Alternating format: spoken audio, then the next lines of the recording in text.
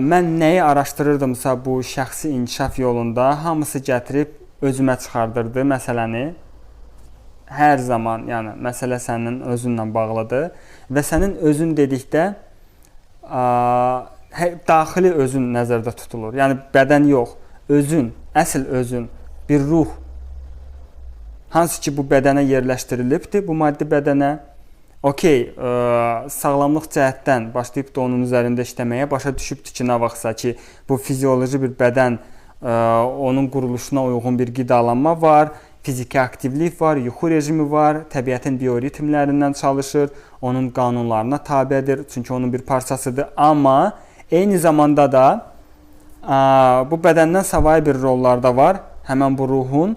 Ona bu qohumlar verilibdir, ona bax bu valideynlər verilibdir, ona bax bu həyat yoldaşı verilib, bu uşaqlar verilibdir, övladlar verilibdir, ona bax bu immünlü bu dost verilib, bax bu qonşu verilibdir və s. və ilahir.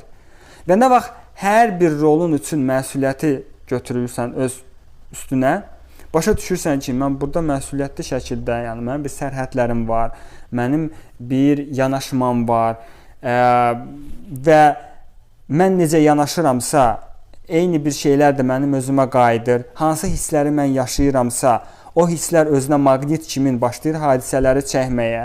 Hansı proqramlar və qurğular varsa məndə, onlar hamısı işləyir, çalışır və dünya mənim əksimdir. Mənim daxilimin əksidir. Yəni, xarici dünya, zahiri dünya iminli mənim o dünyamın əksidir.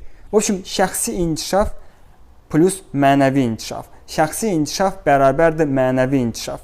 Biri olmadan o birisi mümkün deyil. O birisi olmadan bu birisi mümkün deyil. Çünki sən yenə də hardasa dirənib qalmış olursan. Yenə də hansısa bir konsepsiyaya girirsən. Yenə də elə bilirsən ki, ancaq o həqiqətdir, o doğrudur. Amma bu səni hamısı gətirib bir bütövlüyə çıxartmalıdır. Bir yaradıcıya çıxartmalıdır.